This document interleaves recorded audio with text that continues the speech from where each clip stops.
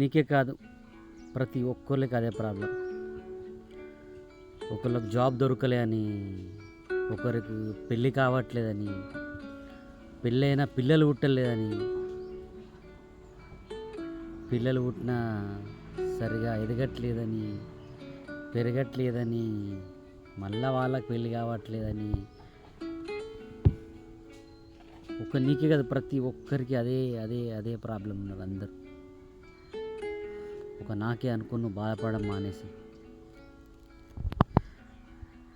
ఏ రోజైతే నువ్వు మానేస్తావో, ముందటికి నడవడం ప్రారంభిస్తావో, అప్పటి నుంచి నీకు గుడ్ టైం వచ్చినట్టే. ఆలోచించడం మానే. కళ్యాణం వచ్చినా కక్క వచ్చిన ఆగది.